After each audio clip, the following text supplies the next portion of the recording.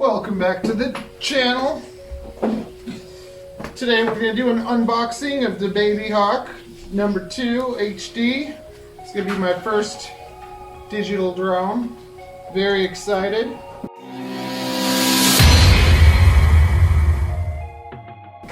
First thing I want to know is if they actually sent 2 pairs of props, because it seems that everybody that got it like before the production one ended up with 1 set of props. So let's see if Emax is feeling generous or if they just want to make us have to buy replacement props. What kind of company are they? Oh, they're nasty.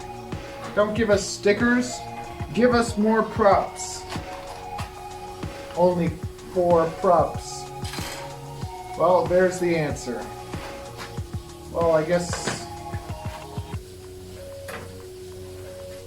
that's it. Drone, 1 set of props, a business card, directions, and a couple stickers. 4 stickers.